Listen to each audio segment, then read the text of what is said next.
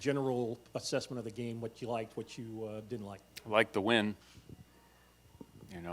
That's what we needed badly, and proud of the guys for competing. I don't see a lot of loafs out there. We got to learn how to, kind of eliminate some of these things that are giving us so much trouble. Offensive penalties, defensively, it's like, we're playing good, and then we have a bust. And then it was really throughout the game, and I bet there's going to be 10 to 15 plays where you look back and say, God, we just got to play that cleaner. You don't have to be super. We just got to be better, cleaner, operate, and we'll perform much better. I don't think it's not physical, but we have to take the next step and learning how to win. And so proud of the guys, and it's we will never minimize winning in this conference. It's tough, and they got some good players, and they got schemes and all that. So that's what I think. Okay, other questions in the room? Mia? What was working for you guys defensively, and how did that impact the outcome of the game? Well, there was some, I guess, I don't know, there's some good moments on defense, but boy, it just felt like, we'd play well, and then we gave up. We had a bust on the over route. Early in the game, I can remember one series, the first touchdown series, we had a 3rd and longer, 8 maybe. They throw the ball into the sideline. He gets a few more yards than he probably should have because we weren't great on our leverage. So then it's 4th and 2. They go for it, Wildcat. They get it. They throw a deep over route off play action. Our hook defender doesn't do a good enough job getting back.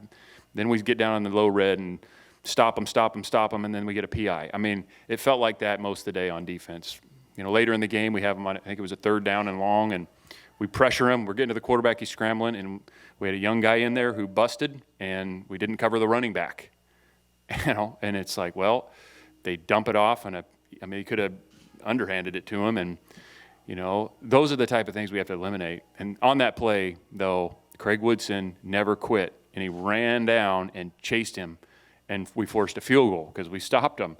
So that's winning, but we don't need to put ourselves in these situations to make it so damn difficult. That's just what I felt like the defense did today. We play fine and do well and compete, and then all of a sudden we just have a really poor play that the last drive, the first play, we have a miscommunication with 2 guys in the back end, and it's like they dump the ball on the flat and the guy runs around, and we just don't need to make it so dang hard. Steve, we'll bring Steve the mic. What went into the decision to start Sam and go with him the rest of the way, and what you think of his performance? Yeah, Sam had a good week of practice. That position, we're still growing there, all of them. I still believe in all 3 of those guys can be good football players, and Sam did some, good things today. We got to continue to get better there. I think he would tell you. But coming into the game, even we had planned on giving Fernando, if the time presented itself, we were going to give him a shot in there, and we just never felt like there was a natural point in the game to do that. And it's nothing. That was not an indictment on any other QB or him. It just the way the game was flowing. We kind of kept talking about it, and Sam was doing some good stuff, but he can certainly keep improving, and we expect him to do that. And as can those other guys. But overall, we got a win out of it, and that's number one. If I could follow up on that. If you're saying you were thinking about using Fernando, was Ben unavailable? Yeah, Ben had missed some time in practice this week. So he came back late in the week, and it's really nothing any of the guys have done. It's just kind of their practice and, earning the opportunity in the game. I think Fernando had he had put himself in a good spot with what he'd done in practice. So we'll continue to evaluate it. All 3 of those guys are different. And, whether you're talking about Fernando, who's just a young guy, he hadn't been here that long.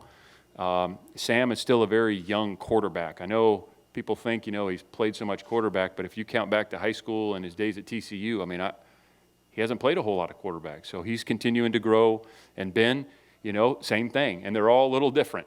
So we just got to keep working with them and helping them. We just want to see a step. It's not going to go from, here to perfection. We just want to see steps in the right direction. So we'll keep, just like everybody else on the team. Okay, other questions in the room? Michael? Justin, trying to follow Following up on that, with what's going on at your quarterback situation, how nice is it to have guys like Jaden and Isaiah that can really still carry the bulk of the offense if you need them to? Yeah, I think, regardless, you want to be well-balanced and run the football and be able to throw the football. And, when teams are giving you certain looks and they're going to make it hard for you to run it, that you can throw it on them and make them pay. And when they're giving you light boxes, that you can run it on them. And sometimes you got to run it versus a heavy box. And I think we saw that late in the game. So, those are the kind of plays where we got to take another steps. 4th and 1. We put that ball in the end zone. For the most part, makes it really difficult for them to win, and we didn't quite get it in. But those are the types of things where we just got to get better. So maybe they do stack it, and we got to run it anyway, or maybe they play coverage and we got to throw it anyway. Maybe on defense we got to come after the quarterback. We got to win in man-to-man, even if they know it. So that's where we have to get better there. I mean, it's just those are the situations when it's you don't have the number advantage or somebody helping you. We got to be better there.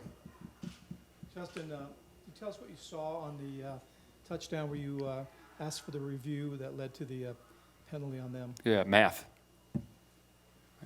I'm not a smart guy, but you only get 11 people. Is that what you're talking about? Yes. Yeah. They had 12, we had 11, and we confirmed it. And so it does not take never mind. And on a separate topic, can you talk about your punter today?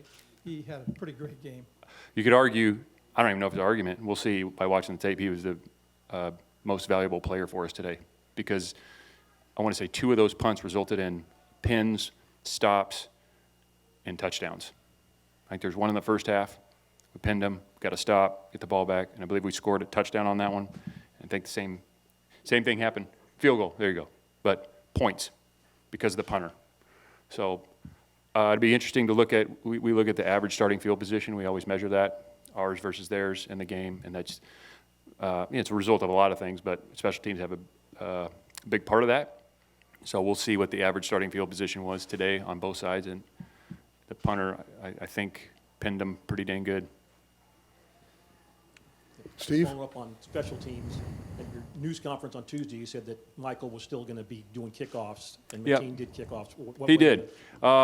Just kind of going through the week, we felt that was best. And, we're going to work to help Michael get back in rhythm to be the best player he can be. And I think Mateen did a good job. I mean, coming out there, and, he was confident in how he kicked it. And, he wasn't perfect either, but he did a good job, so I'm proud of him. So, yeah.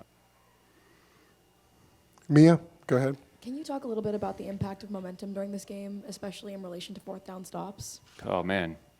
Momentum is a part of every game.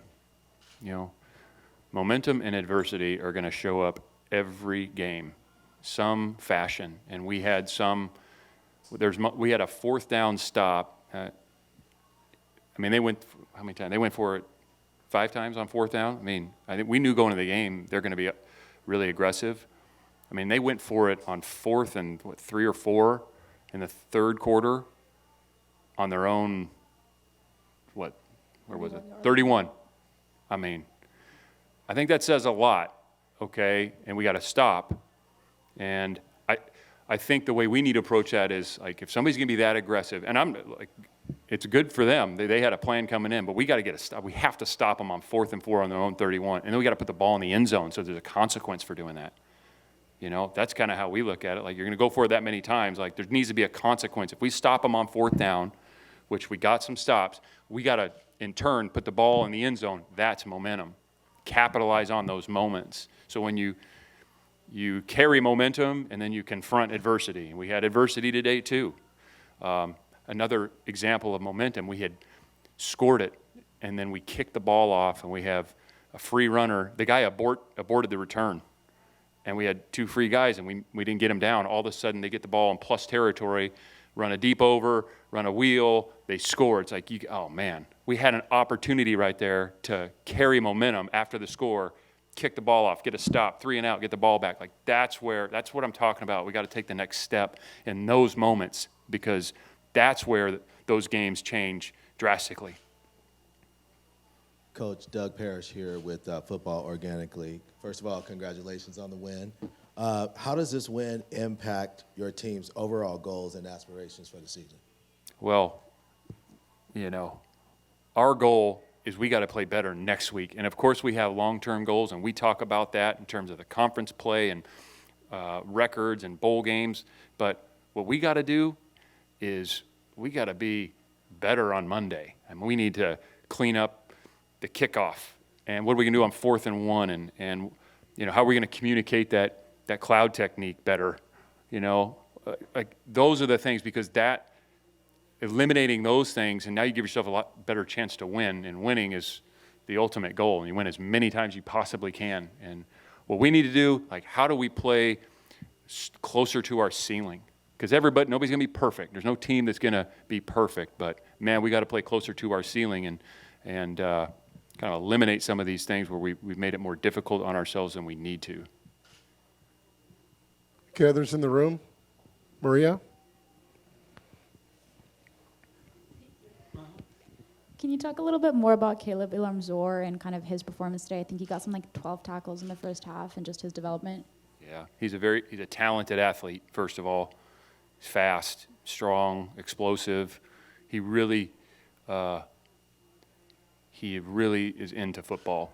And I think sometimes people think, well, every college football player loves football. Well, they do, but not all the same. And that's okay. Like, Caleb loves football. I mean, he studies it. He wants to be good. He does, above and beyond. And we got a lot of guys on our team that do that, and he's one of them. And that's one of the reasons he's made such a big jump in a short time. A year ago, Caleb was kind of a ways from playing. A long ways from playing. But he invested in the weight room. He spends extra time upstairs with coaches and Jack Sermon, and he's a sponge. So we got really high expectations for him because his ceiling is very high. He's not there yet. He hasn't touched the ceiling, but because of his tools and his mental makeup, I think he's got a chance to be a really good player. Okay, anybody else in the room? Okay, if you have a question on Zoom, please let me know in the chat, and we'll get to you.